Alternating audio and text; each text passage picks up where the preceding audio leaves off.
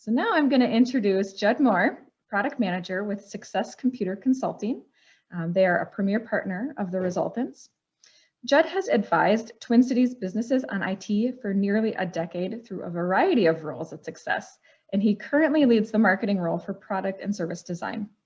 His interest in adoption and change management stems from his extensive experience guiding organizations on their digital transformation strategies.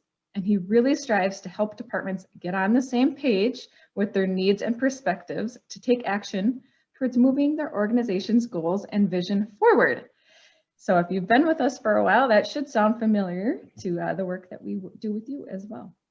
And that's a big reason why we love working with the team at Success. So we are going to get into the presentation now, and I will let Judd take over, and just let me know if you have anything, questions or anything, just throw them in the chat. All right, thanks, Katie. I'll just share my screen and we'll get started here.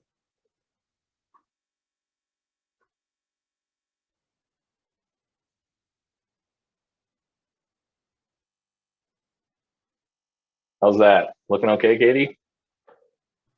That looks great. All right, thanks.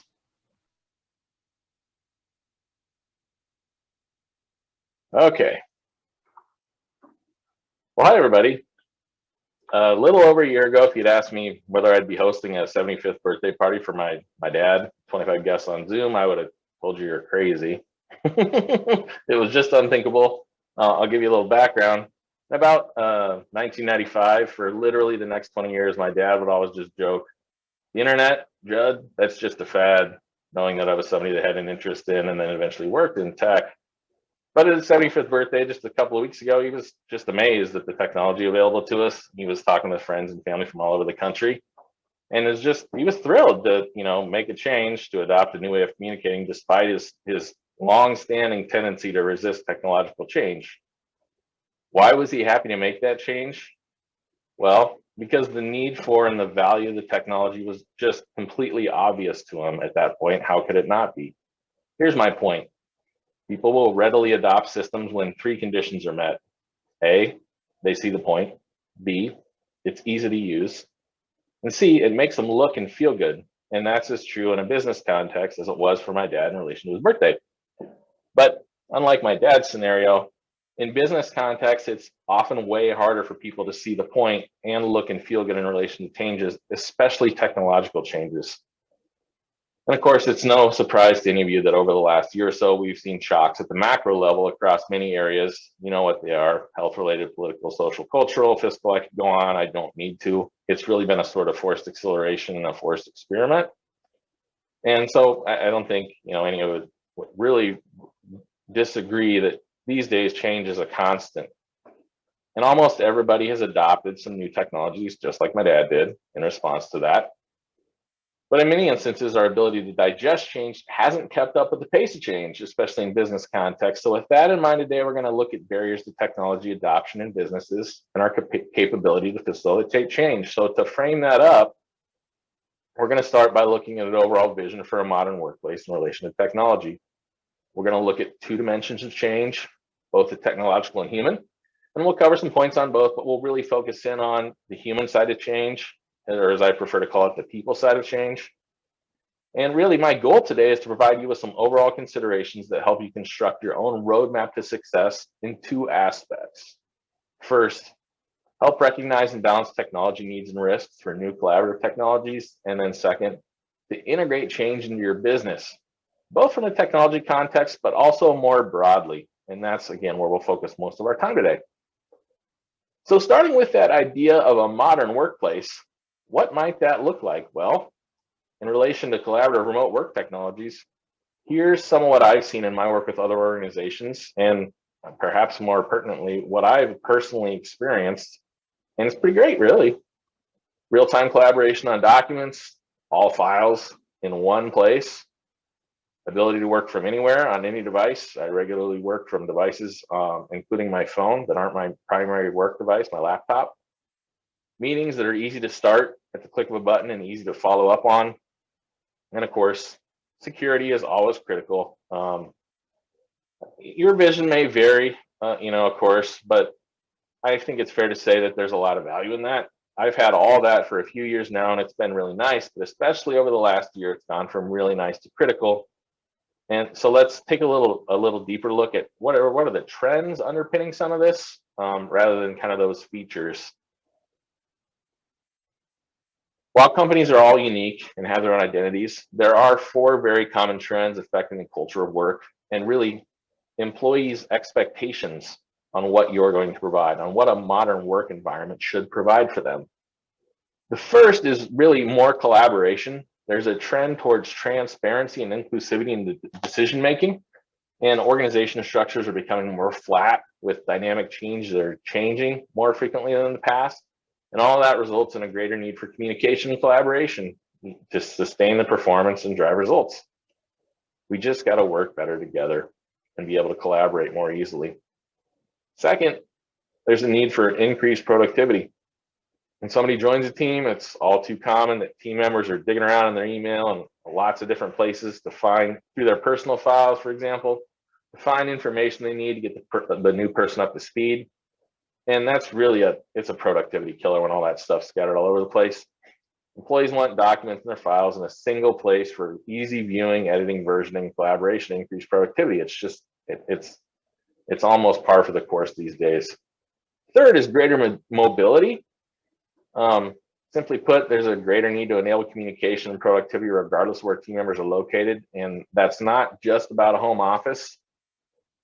Employees are juggling their jobs with busy personal lives, especially these days, and that's not necessarily going to change. People are increasingly work remotely, including on the go outside their home offices. I mean, I do that. I'm here, I've got 5 minutes or 10 minutes in the lobby waiting somewhere for my next appointment. I'll get some work done on my phone. I'll do some reading on my phone, whatever it is. And people want to do this without compromising either their personal well-being or their work productivity. And lastly, of course, again, there's that business need to make all of that still be secure and compliant. You still need to safeguard your data, and your customers' data is a part of that, of course, and your reputation. So again, your vision and your priorities might vary, but these are the trends I've experienced myself, and I've seen it come up again and again in my work with other organizations. So from the IT perspective, there's a transformation occurring from the legacy age into the modern age.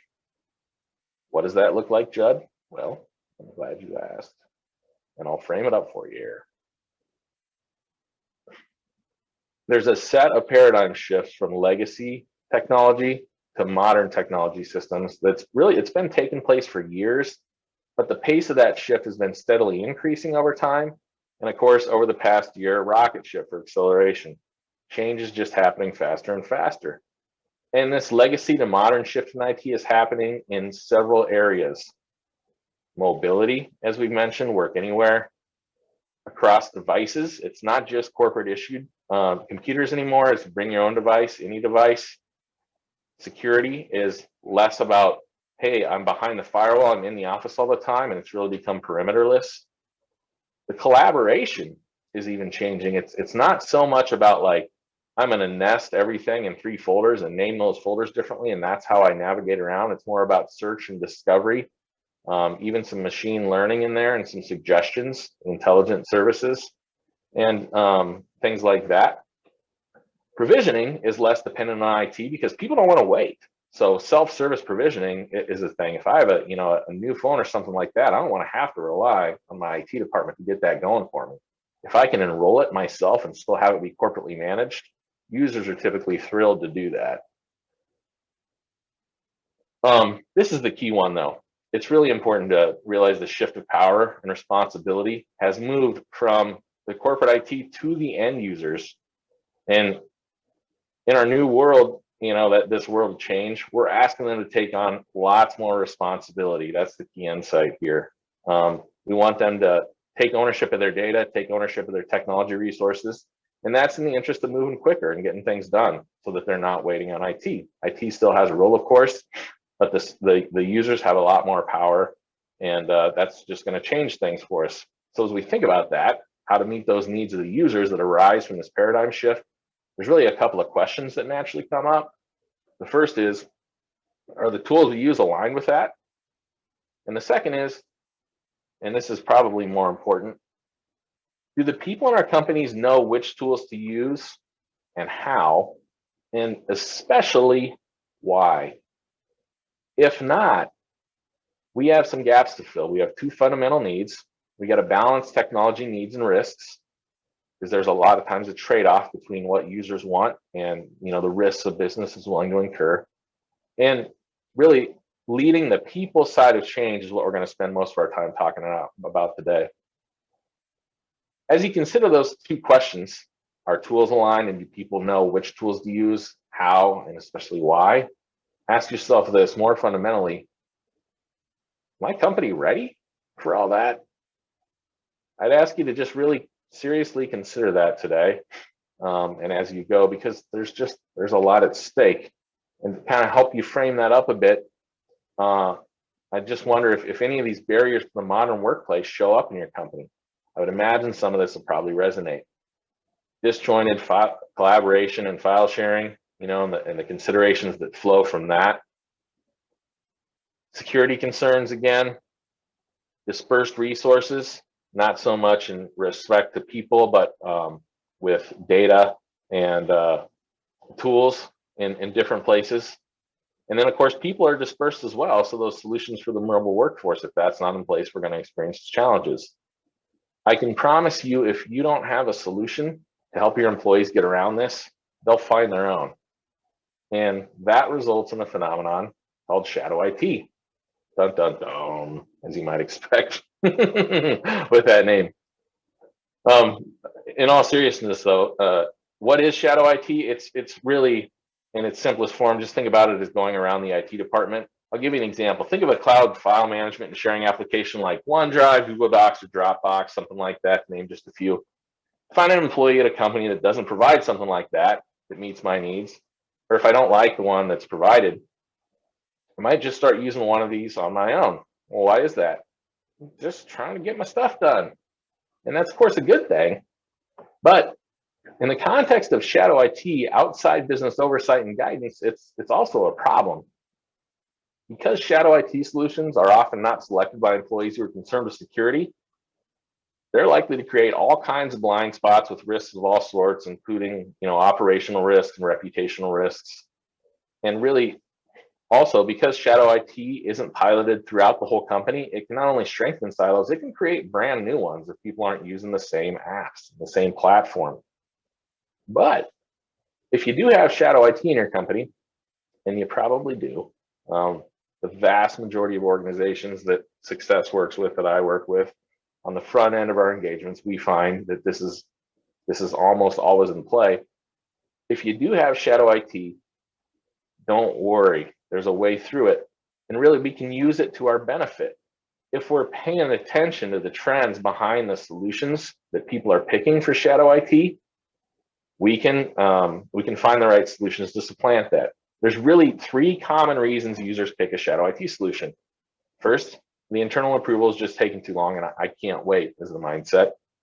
Second, there's already something better out there in the publicly available services than what's available in my internal environment. And third, there's little to no self-service option. As I mentioned earlier, people don't want to wait. They want to be able to provision services and devices themselves.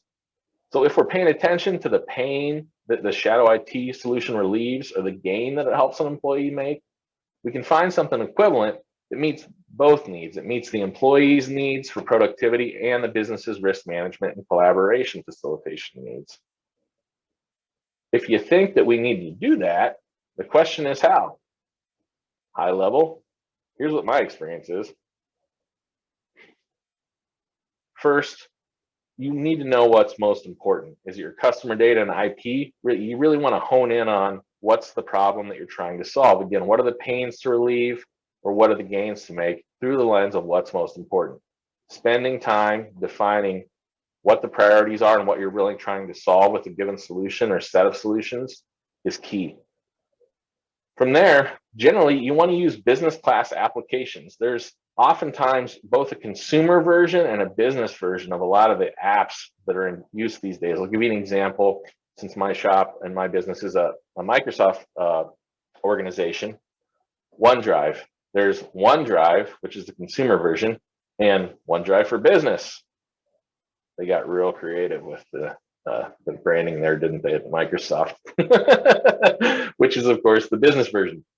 And these business versions of these apps, they have features focused on security compliance and otherwise to help your business appropriately manage the risks and the benefits of an application. And they're really built to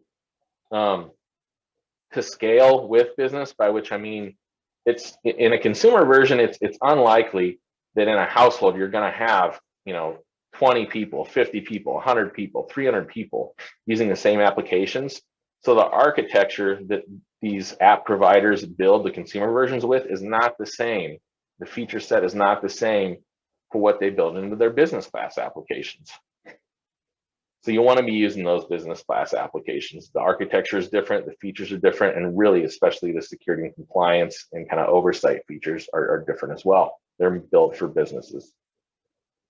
Third, here's what else I'd recommend is, you might have the expertise you need in-house to figure all this out, but if not, you're going to need to find a third party. Again, you might have it in-house, but typically that's not the case in my experience, and there's just so much to consider. Name just a few things. I mean, you got to get your arms around access controls, not only for your employees, but also what you're going to allow for guests and other external users. You might want to federate with some of your vendors, or you might not. How to handle connections to, besides people in other organizations, external apps and services. If and how and in what scenarios to password protect your meetings. If you want to configure a lobby or a waiting room for meetings, restricting participant capabilities like screen share. Another critical, consideration is what abilities exist to moderate, for example, to mute people individually or en masse, remove nuisance participants, just boot somebody out of a meeting, things like that. Are there any default settings for the app that need to be adjusted? I mean, I could go on and on. But I won't. You're welcome. The point here is that you need to approach all these considerations planfully to think both about enabling employees and what risks you're comfortable accepting. And, to do that strategically, there's a lot there. That's why I did go through the 7 or 8 things I talked about, even though there's probably 50 more, depending on the context that you're working in.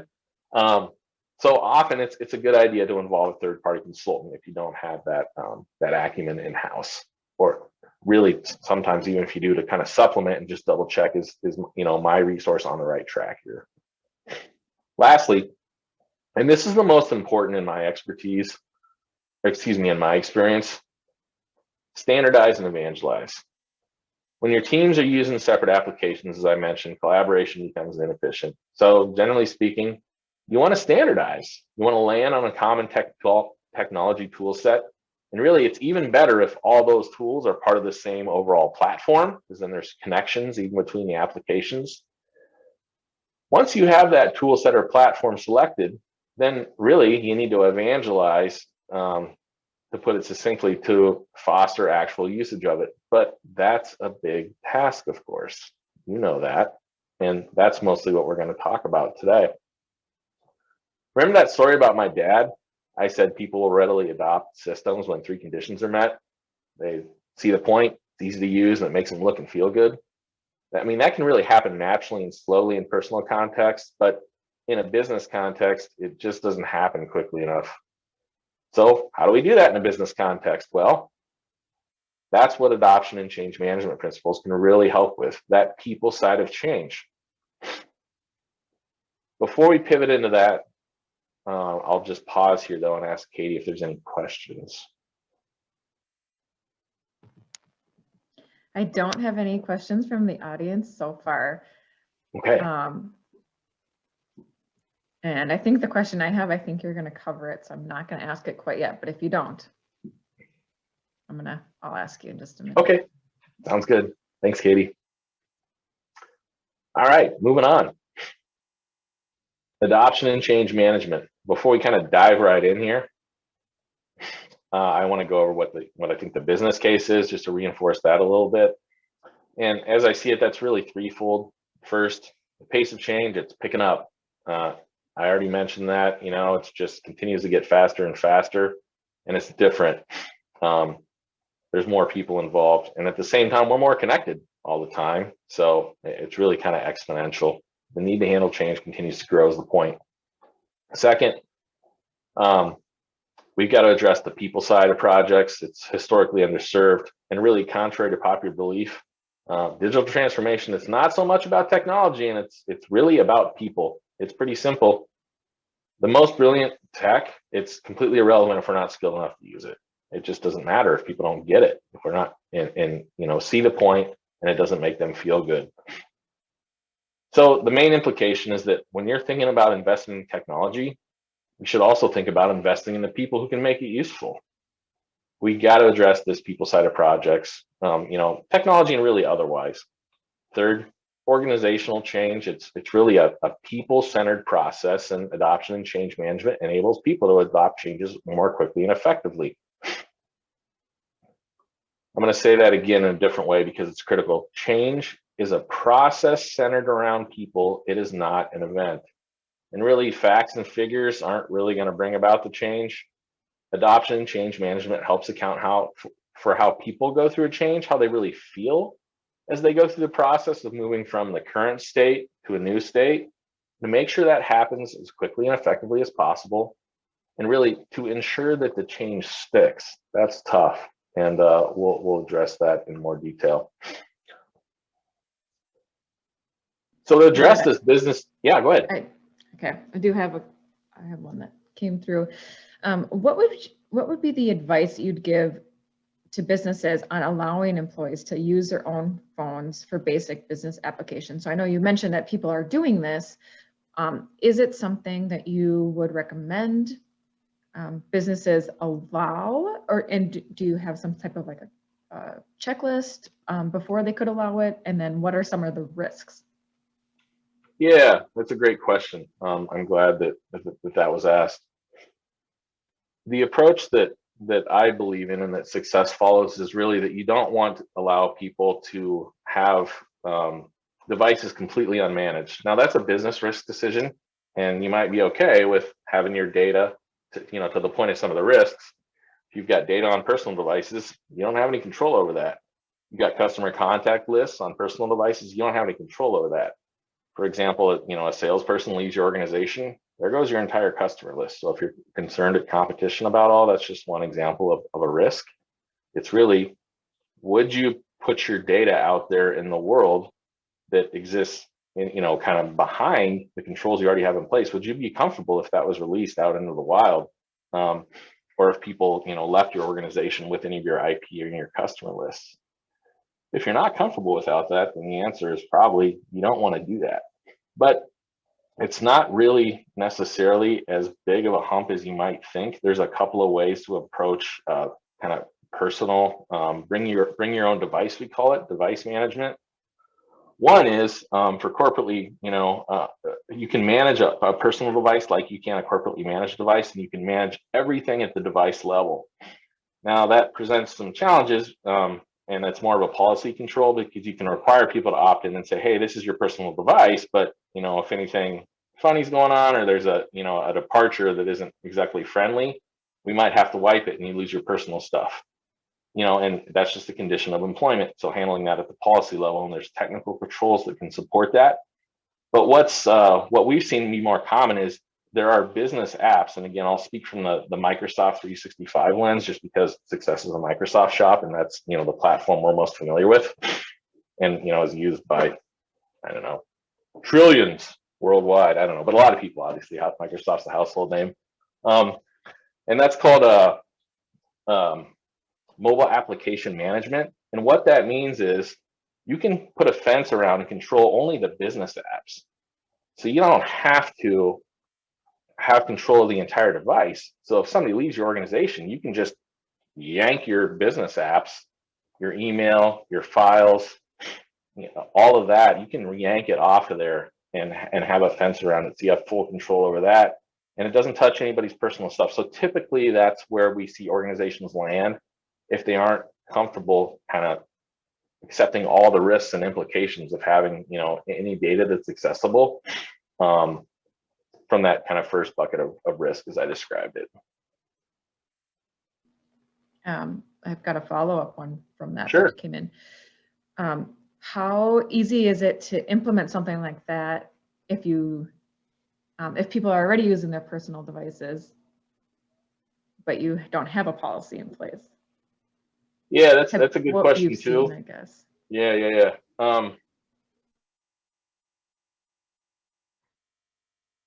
It's hard to say because there's such a variety of starting places that could be relative to kind of what's in place in an organization. And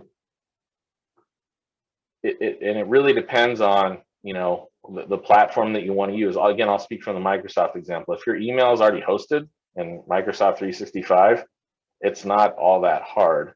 I mean, it involves some work, it involves some planning, and you want somebody like Success or another, you know, another expert to kind of walk you through what the implications are of that, not just of the technical controls, but what the user experience is going to be like, so people know what's going to happen. There's a planful deployment, but it's not all that hard from a technical and planning perspective. What can tend to be more challenging in that aspect is handling the cultural change, because some people will tend to resist that and say, gosh, this feels a little big brotherish. But that's where kind of the pivot, and I'm not trying to steer away from questions here, I like the dialogue, but that's really where adoption and change management principles can come in. If we can show our users, hey, these are the risks that we're covering and why, and also along with that, there are benefits to you personally, and it's not just about the good of the organization. People are more willing to buy in and adopt the changes that are needed.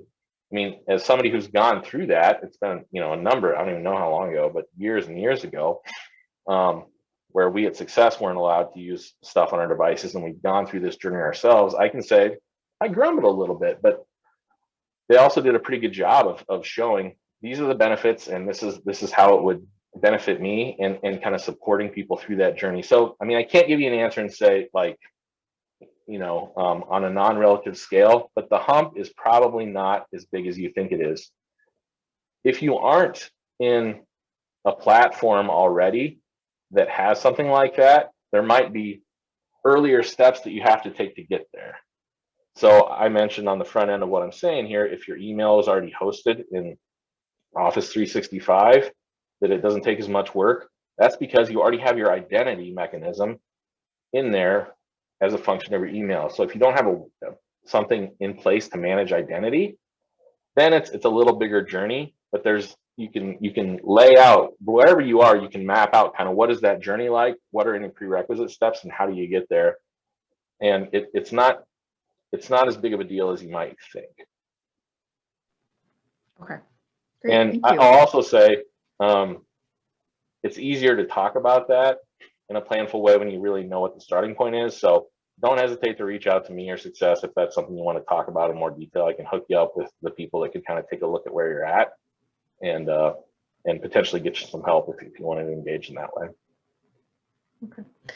There's one more question on this. Sure. So for bring your own device, or if you have been using Gmail, do you have to switch your whole team over to Microsoft to achieve that level of security?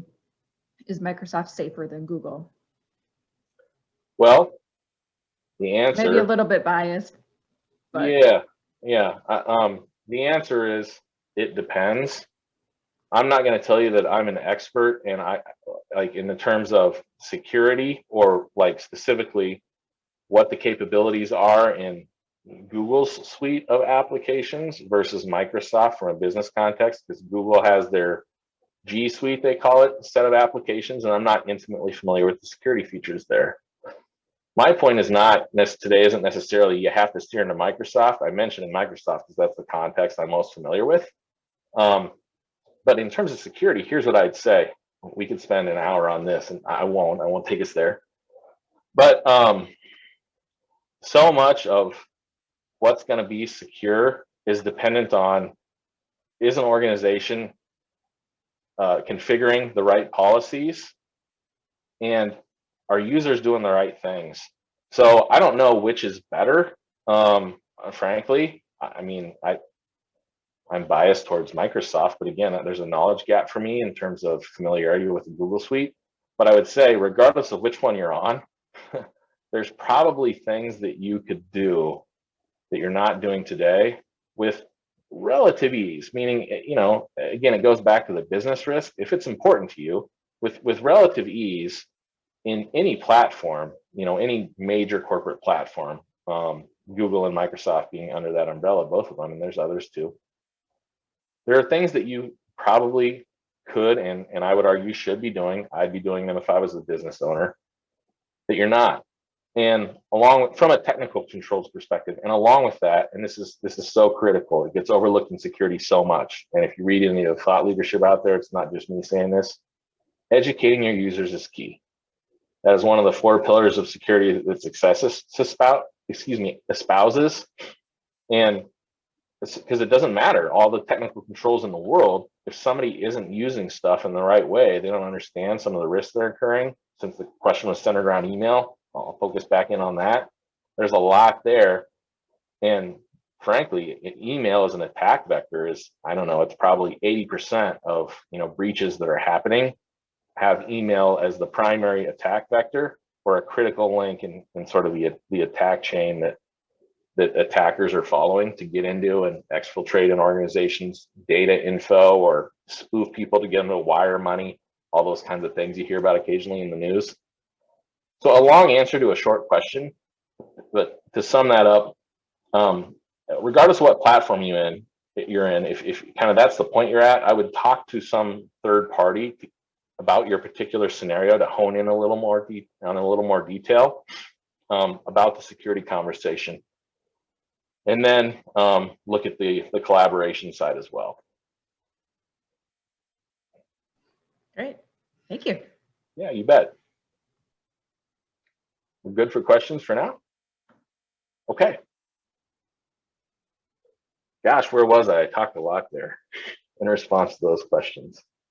All right, we're looking at ADKAR. We're beyond the business case here, and we're going to dig in a little bit. So here's where we're going to go. I'm going to start with a high-level overview of ADKAR, and then we'll dive just a little bit deeper into each stage. And then we will eventually get to some tactical models and practical suggestions on how you might approach ACM, but we'll kind of start with that high-level overview and then do a little bit deeper dive. So starting with the overview, ADKAR, it's an acronym. It's a 5-step framework for change management. The company that owns it is ProSci, PROSCI, if you want to read more about it.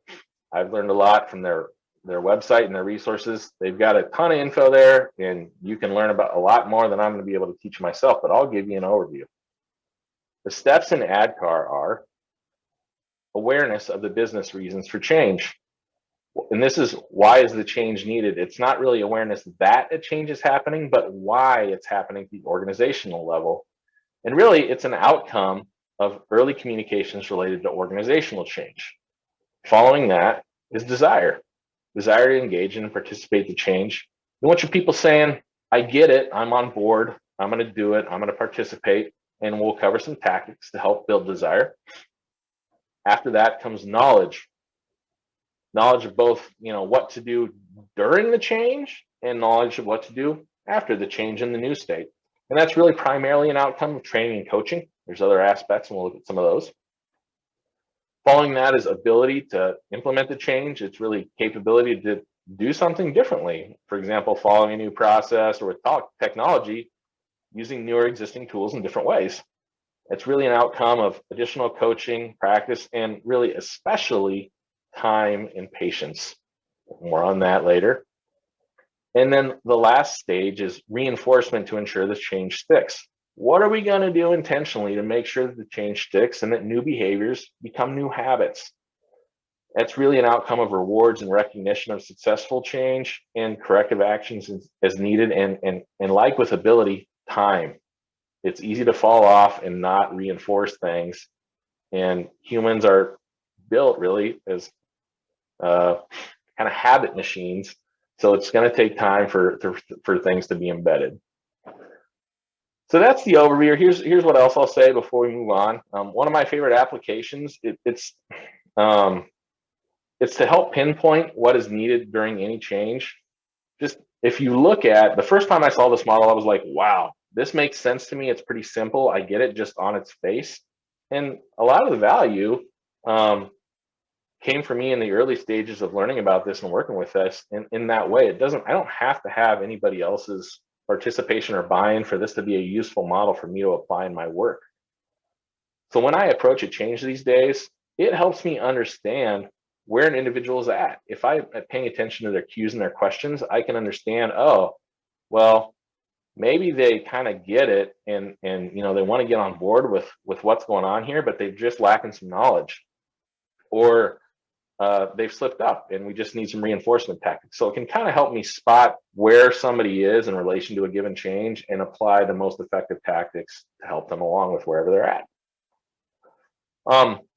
Before we kind of get into the deeper dive in conjunction with this ADKAR model, which provides a common language, I should say, part of the value is, yes, I can use it individually in the way I described, but part of what's great is if you can pilot this, you know, in your organization, if you don't already have something you like, if you do, keep using it, you know, but if you don't already have something you like, you can get people on board with a common language. That's so much of really kind of getting people moving in the same direction in a business. So this model forms part of that, just because it is pretty intuitive. People tend to react pretty well, in my experience, to the steps. It kind of makes sense on their face. But in conjunction with that, it's also useful to have a basic language to describe the different rates at which people adopt change. So I'm going to give you some suggestion about that next, and it's this. Just 3 simple groups to form part of that common language to help talk about the different rates at which people adopt stuff. First is your early adopters. These are people that want it before it's even available. Then most people fall into the informed users. Okay, I get it, I see it, I'm on board. And then you've got your laggers, and there's people that come kicking and screaming. The point of this is building that common language. As you're talking about change management, you're going to naturally talk about buckets of people and how fast they consume change, because you're going to have people that'll hop on, people that'll go in the middle, and people that'll go kicking and screaming.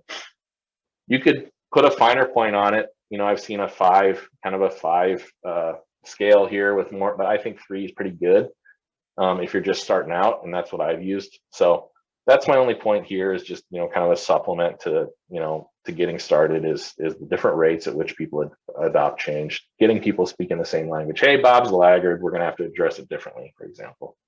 If you want to be more charitable, you could say legacy user, straggler, laggard sounds too sharp, whatever. My point is, pick a language and be aware that user adoption rates are part of it. All right. So now we'll dive a little deeper into each of the ADKAR stages. There's a bunch of info on each of these slides. My goal is not to overwhelm, but to enable you, and I'll emphasize the key concepts. Katie will interrupt me with questions, so here we go. As we look at how to effectively build awareness for change, here are some tactics. Really, the most important one is effective communications on the front end. Awareness building is best when you set the message in the proper context for each audience and design it with them in mind. Who should hear what and via what channel? Is it meetings? Is it email? Something on your intranet? A demo? A workshop? That kind of thing. Think about the context and have a communications plan. Next, executive sponsorship. From whom should the audience hear the vision? The executive sponsor of the change is the best spokesperson for that, from a high level. And if you think about it, who am I really going to listen to? Right? I'm going to listen to 2 people. I'm going to listen to the executives in the organization, and I'm also going to listen to my manager and supervisor. So really, that's another key part of awareness building. So the executive lays out the vision, but then the more intimate aspects of that that require kind of personal attention are best situated and handled by your managers and your supervisors.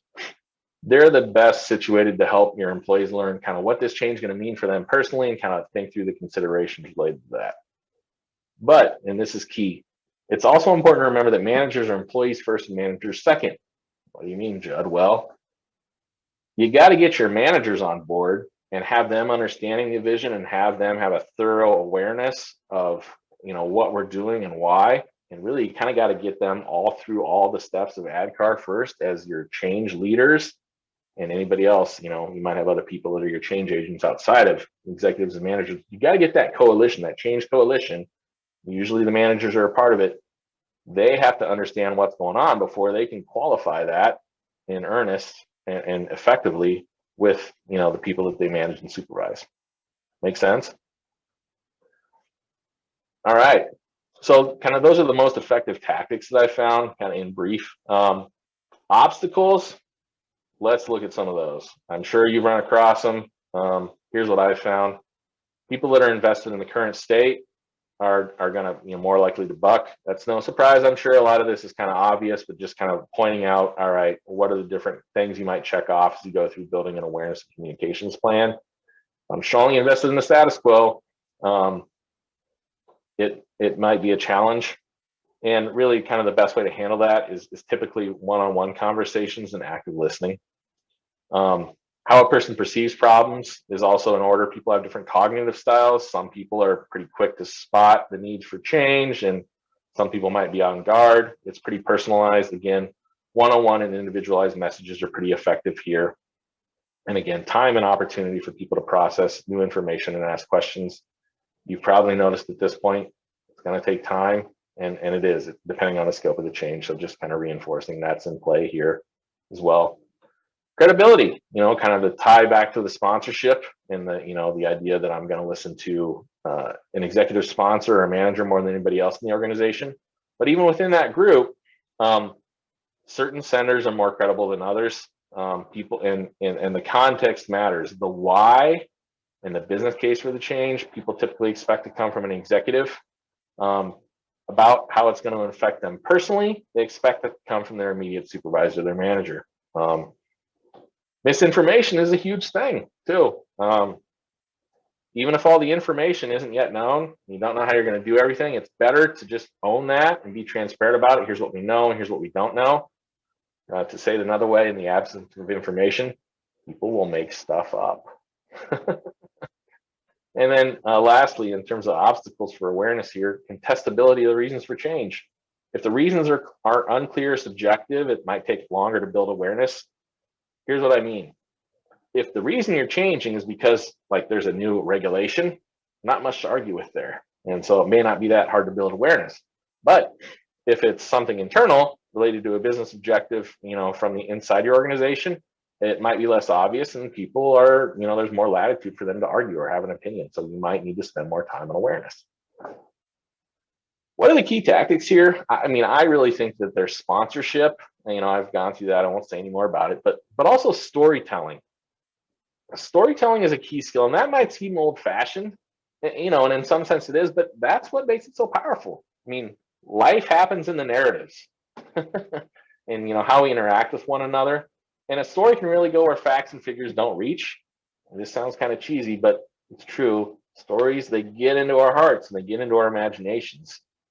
Data can persuade people, but it doesn't really inspire that initial action, and that's so much of what change is about. So storytelling is really kind of a key skill here. To inspire action, you want to wrap your vision in a story to get people's imaginations fired up and connect with them emotionally. So that really kind of pivots into the next stage. How do you build desire? Well, storytelling, but what else? Let's see here. There's a number of factors that influence desire. The nature of the change and what's in it for me. And talking with Katie, it sounds like a lot of you are quite familiar with what's in it for me, which is just the why of the change for the individual that pulls them towards that, the organizational why. Organizational context is another factor. That's things like the organization's previous track record of the change, how many changes are going on right now. We call that change saturation, the overall direction of the organization.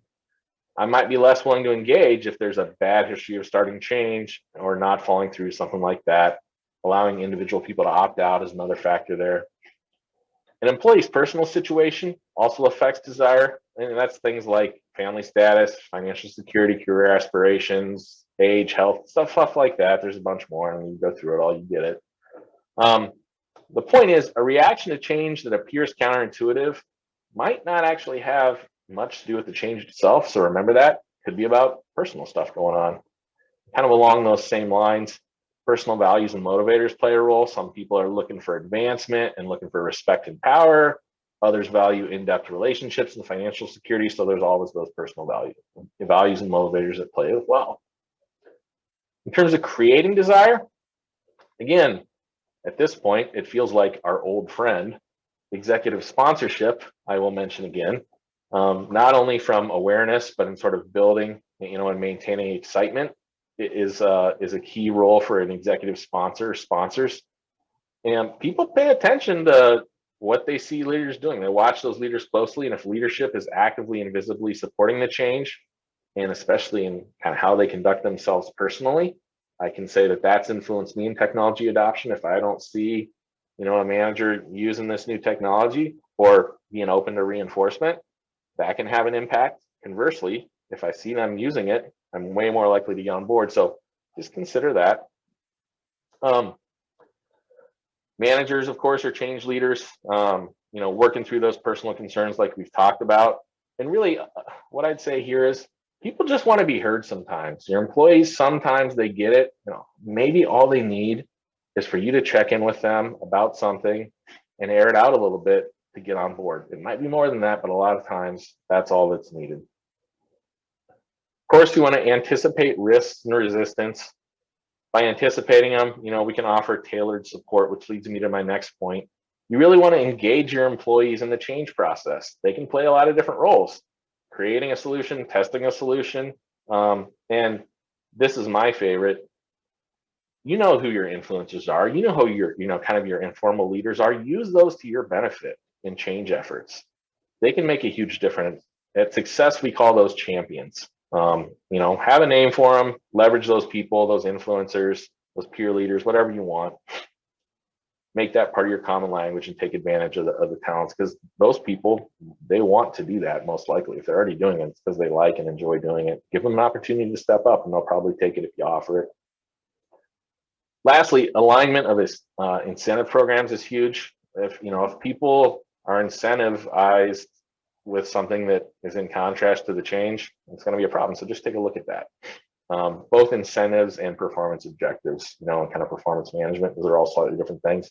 Think about all of those in relation to change and how they might affect desire. Do you have any questions, Katie? Yes. How early would you recommend getting employees invested in the change that you're going to make? So I think what they're maybe saying is, how early would you recommend announcing the change? Yeah, there's a lot of it's a great question, and there's a lot of variability kind of according to the specifics. But kind of with that caveat, here's what I'll say for kind of an organizational scale change, something that's going to touch most of your organization. It depends on the role that employee is going to fill. So what I think makes the most sense is on the front end, the executive, sponsor the change, and then to kind of define, all right, what is it? And then build a coalition of those change agents, which again is a lot of times managers. So managers and employees, get them in there. Think about, in reference to what I was just saying, all right, where do we have gaps? Managers might be part of it, but do we have like a knowledge gap or a skills gap or something like that? There's going to be specialized training that's not going to come from management or the executive sponsor. Get those people in that coalition, and then you kind of got to run that group, your change group, I'll call it, through the process so they understand what's going on and brief them, handle any of their objections, and get them on board.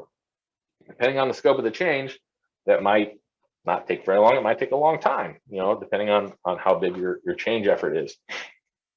Once you have that done, and we'll talk a little bit about this later, but I'll just go ahead and preview that for you. Then is when I'd start to kind of involve the organization generally. I'd run a kickoff meeting, and that's where there's a few steps I'd suggest, and I guess I'll wait to answer that later. But that's the point where I'd introduce it to organization, your typical employee, I guess, your non-change agent, your non-leader employee. I think that's probably at the core of the question, and that's how I'd approach it. Build that change coalition, make sure that the vision is understood there, make sure there's desire and knowledgeability, and then you're ready to kind of host the kickoff for the rest of the organization. Great, thank you. Good for now with questions? All right, thanks. Next up, in the ADKAR model, knowledge. So Knowledge is about information, training, and education to know, again, not just how to change during the change, but what to do after. What do I look like, and how do I act in the new state? So we'll walk through some of the factors here. Again, current level of knowledge. For some people, it might be a simple process to kind of understand that, or it might be a huge shift needed. For people with a big knowledge gap, you might need a plan. That's going to be variable according to kind of what's going on, the scope of the change, the individuals involved. So just something to consider as you're building out your plan. People have different capabilities to learn, of course. Here's what I'll say about that. The highest retention in adult learners is from hands-on application of learning to a real and immediate problem. So well-designed trainings include both knowledge transfer, here's the info, and a chance to try that out. I don't know why my tone got all weird there. Sorry. Just gonna own that. But that's the insight. Adult learners, it's give me a chance to learn it and let me work on that, and that's most likely to stick. Another factor is just really what resources do you have available. I mean, no groundbreaking insight here. The point is just that is a factor. Consider what's available to you and the constraints that you're going to run into. You might have plenty of what you need, you might not, and you might have to make do, or you might need to seek additional, right? These tactics really speak for themselves, so I'm not going to go through them individually, but I will emphasize the power of that last point, user groups and forums, because learning from peers can be super powerful. There's kind of inherent trust there, with some of my peers in a lot of contexts. And also, it's a great way to capitalize on that experiential learning. Think about like a facilitated user group where somebody's presenting info and then users get to talk about it amongst themselves. We've done that success a lot in the past, not so much in the pandemic era, but we used to have kind of user groups in the physical world where we facilitate discussion and take breaks and users can talk among themselves and kind of share and try new things out. Super, super powerful. Here's the last thing I'll say about kind of the knowledge stage of ADKAR. Consider providing resources that acknowledge and accommodate that people do have a variety of different learning styles. One is like a self-starter. Some people only maybe I just need a link to, some new info and I can read and ingest it myself, maybe a little bit of a video and I'm good. Then you've got your team builders. Those are people that are going to do really well in group training of the ilk that I just described. And then depending on the person or the context, a lot of people might end up being one-to-one learners that need more personal support. And here's what else I'll say. That isn't all mutually exclusive. A person can, according to context or the challenge that they're facing, they might be a self-starter at the outset and then get stuck and need some help, need some one-on-one support, need a little more kind of team building. But just be aware of those kind of different buckets as you're considering how to develop your knowledge activities. Anybody have any questions, Katie? Okay. Moving on to the next ADKAR building block is ability. Let's take a look at that. Really, it's about turning knowledge into action. And this is the stage where your outcomes and your results first start to show up. Your best process here is really about intentionally providing time, resources, and coaching. Again, it's about that time and that patience. It's going to take people time to build new habits. So let's take a look at some of the tactics. Really, the day-to-day involvement of managers. We covered that a lot. One-on-one coaching again. Modeling the behavior. I've said that before. I'll say it again because it's so key. People do pay attention to what we're doing. And really establishing a safe, supportive environment for employees to practice, receive feedback, but also a feedback mechanism for there to put in their voice. Even if they're not one of those kind of peer leaders or subject matter experts, a feedback loop. People want to feel heard, that they can provide their input. Access to subject matter experts is huge. They help, you can't expect your managers to know everything, depending on the scope of the change. So you might need to, it could be as simple as this person is like the technical expert in this area, or this person is the power user, to put it in a technology context, related to my experience. But, having some sort of shape around, if I need deeper knowledge, where do I go? A lot of times that ends up in a person, and just set the context for how to engage with that person. Send them an email. They're available during, these hours, whatever it is, whatever you want it to be. You get it. Hands-on, we've covered that. Worth mentioning again, though, because it's so critical. And then really adoption and performance monitoring.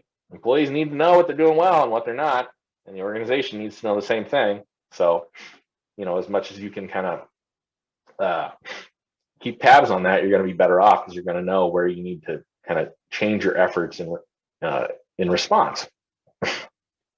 At the ability stage, there's also a number of potential challenges that can come up, of course. Psychological blocks, really self-doubt and fear. They're often complex, these psychological barriers, and so it's often pretty personal. So really that's typically, not always, but typically best handled by managers. They're usually in a position to spot that that's going on and help with that. A lot of times one-on-one conversations, and again, people just need to feel heard. Of course, the force of habit is strong, no surprise, but it's on the list. People do have limitations, of course. There's no magic answer, it's just something that may come up. Time and priorities, it can be challenging to provide the time. So, you might want to build in dedicated time depending on, the scope of the change and what you're looking at for people to practice to build a new skill, especially if there's competing priorities. If there's no time built in to do any of the new stuff, probably not going to happen. Availability of resources, it can be a constraint as well. So want to make sure that we're well covered, that we have things like our subject matter experts, that we have time, things like that. So wrapping up on ability, here's what I'd say. Fostering ability, it's really kind of individualized. The time and steps involved can vary from person to person, so just be aware of that. And it's important also to note here that really people could be bought in from a desire perspective. But once they get to an ability stage, if it's hard and people start to encounter challenges, they might backslide a little bit. So you might have to revisit the, what's in it for me at this point. And again, kind of the watchwords are persistence and patience at this stage. Do we have any questions, Katie? All right. Well, once we've entered this ability stage and execution, like I mentioned on the front, we kind of start to see some results at this stage. So it can be easy to think you're done. That is a mistake. And I think I've hammered this, but I'm going to continue to hammer it. It doesn't end with ability. People are hardwired to revert back to the old way of doing things. So we got to reinforce a change to sustain it. The last thing you want is to invest all the time and effort in building the awareness, desire, knowledge, ability, start to see some efforts, and then it just kind of falls off over time. This is probably the hardest step in ADKAR. So that kind of begs the question, how do you know when you're done? Well, here's what I'd say. Measurement is, one thing, of course, but just generally, you want to reinforce the change until it's embedded at the individual level to such a degree that it becomes a part of the culture. That's kind of your, basic test. If I ask somebody, would they know that has been around a while, would they know this is how we do it here? And if they do, I'm probably done with reinforcement. If not, I'm probably not done. So just kind of a simple mental test for you as you kind of consider how to move through reinforcement. Diving in a little bit, factors here, the degree to which reinforcement is meaningful. If the rewards that I put in place and recognition for my employees make sense, they'll help. If they don't, they might have the opposite effect. Nothing more complicated than that. Also consider that to be meaningful, recognition is often best delivered by a manager because that's typically somebody the employee respects. If it comes from somebody they're not as familiar with, it may not make sense. So just consider that. Association with progress and achievement. People want to be acknowledged for their meaningful contributions. So make sure that you're considering that. But also, kind of on the other hand, if an employee has struggled to make a change and nobody noticed, what does that say about how important the change really is? So consider that as well. The absence of negative consequences, you're going to run into things like peer pressure and group dynamics. And if there's a group that kind of emphasizes continuing to work in the old way, the negative social consequences supporting the change can become a barrier. So be aware of that. Consider your laggards, kind of back to that common language. Your stragglers, if you want to be a little nicer. Accountability mechanisms are huge as well.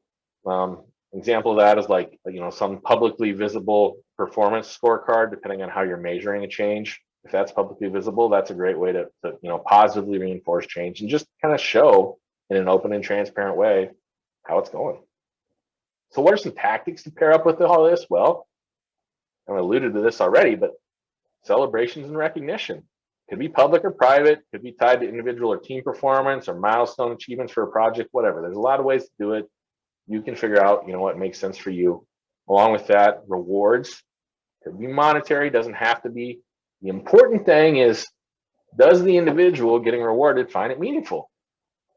The best way to do that is to include it at the same time as recognition. So if you can pair up, hey, you did a good job, here's the reward at the same time from somebody that the individual respects, that's your happy path. That's the best possible context for rewards and recognition. Feedback from employees, ask them how they're doing.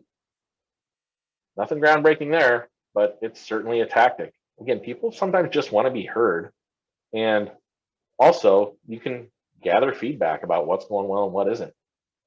And, you can spot, all right, well, is there a desire gap? Is it knowledge? Is there an ability challenge? You can just hone in, but we first got to be triggering that feedback, right?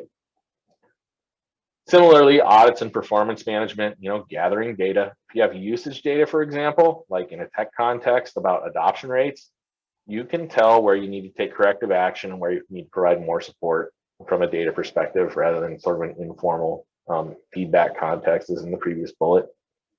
And then accountability systems are huge, to successfully sustain the change over the long term. That accountability for the change, it can't continue to live in that change team. It's got to shift into the day-to-day operations and really kind of all of the associated managers and leaders, whether they're a part of that initial change coalition or not. So the accountability ultimately has to shift for long-term sustainability and embed in your day-to-day operations and your people that are driving that. What are the key insights here? Well, I'll give you two. Again, that cultural change, that's kind of a hallmark or a litmus test for when you're done.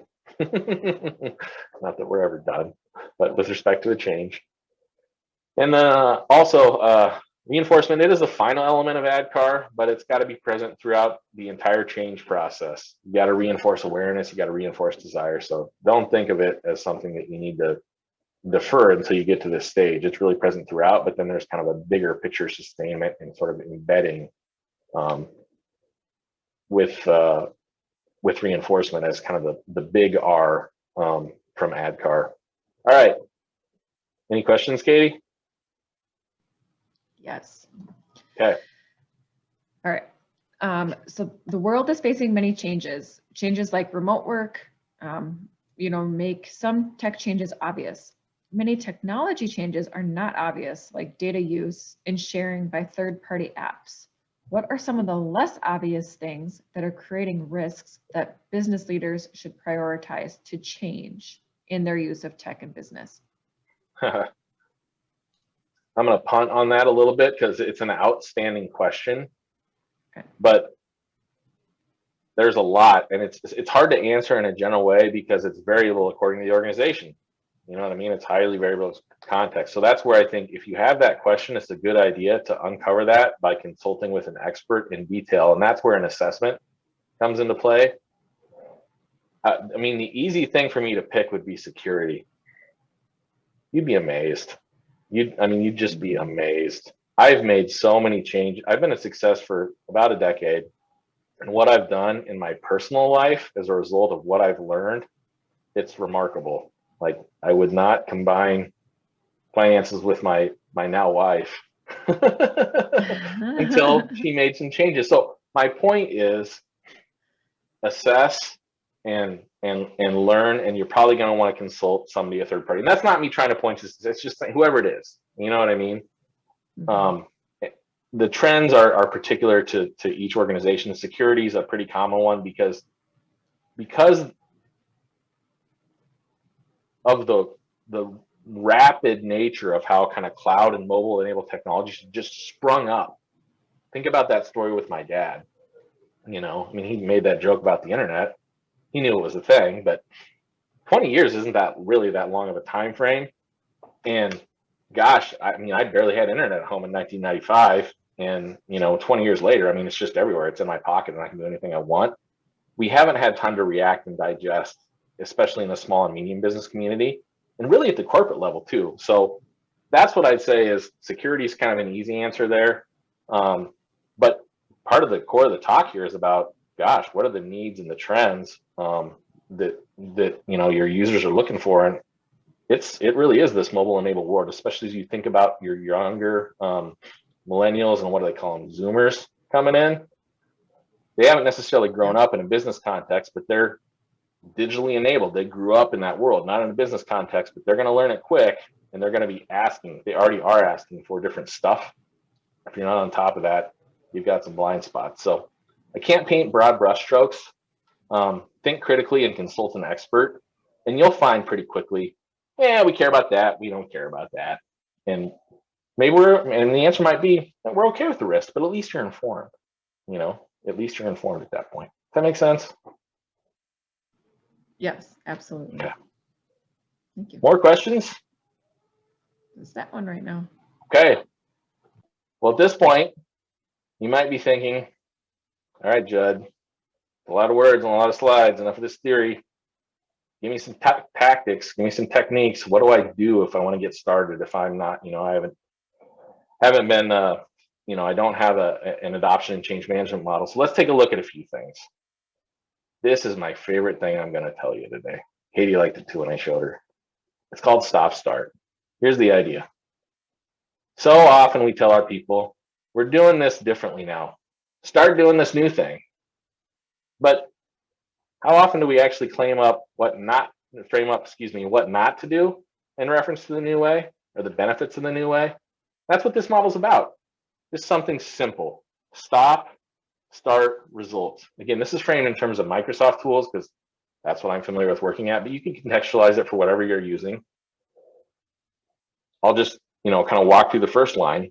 If we start sharing links to documents rather than sending email attachments back and forth, that's great because one source of truth, less back and forth, autosave versions automatic. Think about that. Think about those three elements, stop, start, and result versus just, hey, start doing this. That's a lot different for a user. Some users will take that step and say, oh, I get it. There's all these features, but those tend to be your, certainly your early adopters and to a lesser extent, your informed users, kind of that middle base, but your laggards may be less likely to make that hop.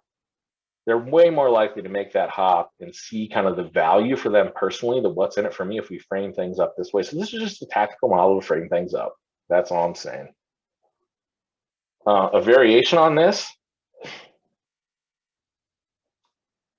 different actions might need to be laid out according to audience, and that's what this illustrates. So it's, again, that kind of stop, start, continue, stop, start. This doesn't have the result, but you could easily add that in.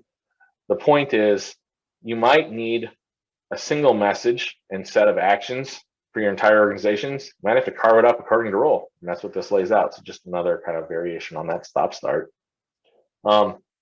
Moving on, another kind of key tactic. We've talked about this in general, but here's a sample of a rewards and recognition plan for you. Just a simple template to start doing something.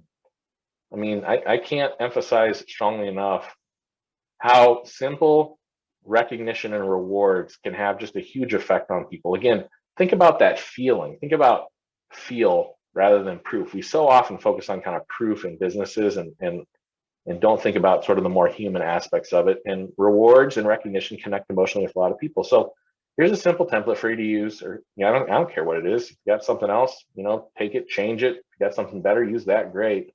The point is, you need to be doing something and considering that.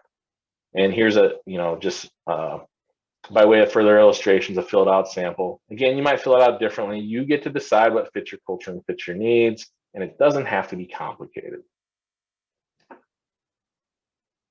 Something else to consider is resistance. You're going to meet a lot of that. It's normal. It's expected. It's natural for people to be comfortable with the status quo, and it's natural reaction to change. But really, for effective change management, what we want to do is we want to anticipate resistance.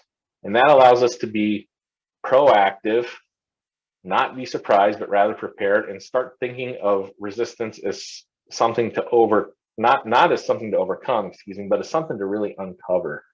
And that's my overall point here with resistance. It's that mindset. It's not something to overcome. It's the change. Again, it's a people-centered process, not an event. And it can be easy to think of, gosh, why won't this person or this group, why don't they get it? But they're people and they've got a set of habits. If we provide the right context and the activities, kind of following on this mindset, we're going to be so much better equipped to address that rather than seeing it as an obstacle. To dial in a little bit more about resistance, there's just a lot of themes. I'm not going to walk you through all these. There's a collective sigh of relief there, I'm sure. But just to kind of show you how much there is, you're going to run into a lot of it. But the good news is there's a lot of techniques that can help. I will say my favorite is that first one, empathy, the power of active listening and understanding objections and just giving people a chance and a forum to air it out, have their ideas be heard, and being authentic and sincere about that will take you so far. And I'm not suggesting that you're not doing that today. I'm just suggesting consider that in relation to change and really maybe dial it up another notch on the dial. That's all. And there's a change or a lot of changes going on. All right. So I've given you an awful lot to digest here. And we're at about a 8:45. So let's distill it a bit into the most important principles you consider getting started with ACM with respect to a technology change specifically. Here's what I'd say. Your basic approach. Identify and enable your change agent, that change coalition. Again, managers and power users, probably, but not necessarily. The point is, what's your coalition that gets the change for the vision and can help facilitate it? Ideally, using ADKAR or some other adoption and change management model and tactics. After that, kind of to the earlier question, when you introduce to the group, I think a kickoff meeting facilitated by an executive sponsor and the change agents is a great next step. Here's kind of how I might run that. Paint the vision. There is a change coming, whatever it is, especially have the executive talk about that. And then maybe you start to frame what's in it for me. What are some of the benefits? You might bring in that stop-start model, describe a rewards and recognition program, whatever it is. If you want, you might cover the ADKAR model. Kind of depends on if you want to, be that forward with the language or you just kind of want to use it in the change coalition. That's, a business decision. I can see it either way. Describe who the subject matter experts are and how to get help, and then, again, maybe that stop, start, result model in that kickoff meeting. From there, a lot of it is lead by doing and be open to reinforcement. Again, just kind of reinforcing. It's huge, especially in relation to the technology change. If you're talking about, hey, you should do it this new way or use this new application, and the leaders aren't doing that, that sends a bad message. But the leadership and the change coalition is also need to go through the new process. So they should be open to reinforcement. I've seen that model really, really well at success. A lot of times, I shouldn't say a lot of times, I'll pick on my boss. That's what I'm doing here. I'm just going to be transparent about it. He was slower to adopt some of the changes of success than I and one of my counterparts in the marketing department were, but he was very, very open and he owned it.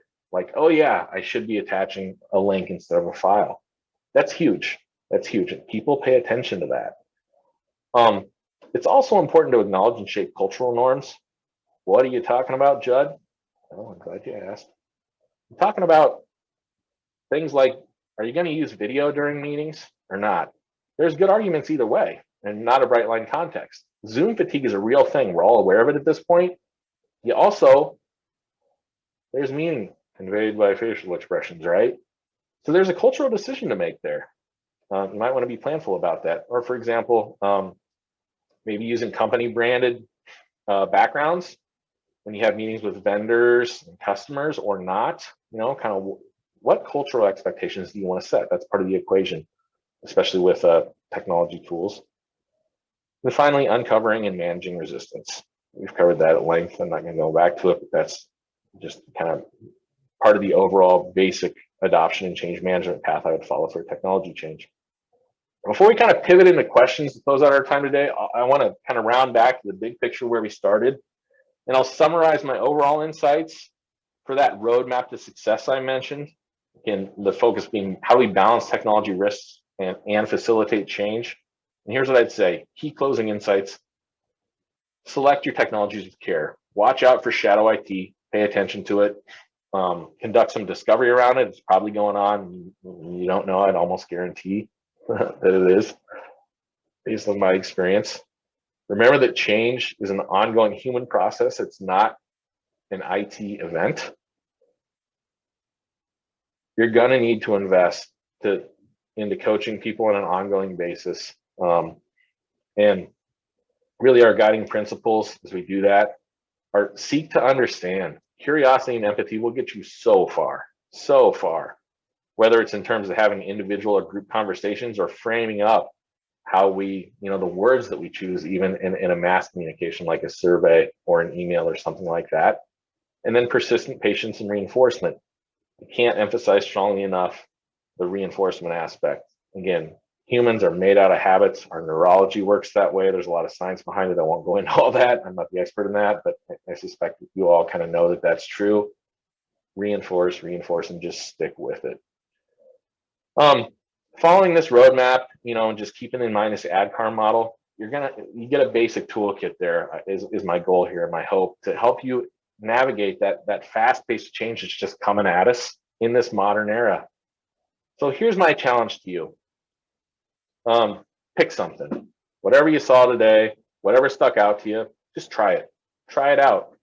Even if it's in a limited context, as I mentioned at a different point, you don't have to have, change necessarily involves others, but you don't have to have even one other person on board with you to start making changes in this respect and using the model. I've used ADKAR around the house. It's just, seriously, I have. It's allowed me to kind of dial in and understand, all right, kind of all this change that's washed over all of us over the last year. How I interact with my wife and my family is been affected by ADKAR. So pick a model, pick stop start, use the language just with yourself, if not with anybody else. And then maybe you start to informally advocate, in your business. That's kind of the path that's been followed at success. This model was kind of pointed out to me by our president, and I've just informally kind of sneak it in here and there in conversations. But my point is, get started, pick something. That's my challenge to you. Pick something and try it out, and you might be surprised at what you find and how it helps. All right. Well, I think that's probably it for this morning. So thank you so much, Judd. That was fantastic. I have my pleasure. Whole page of notes and really great information. So appreciate the opportunity. And even though I can't see and hear anyone besides you, I'll just say thanks, everybody. Really appreciate the opportunity to share with you. I'm passionate about this. It's had a great impact on me personally, and I think it's a great thing. So I appreciate your time and attention. I know those can be scarce resources, and I don't take it lightly that you chose to spend some time with us here today. Thank you. Yes, absolutely. All right. Thanks, everyone. Have a great rest of the day.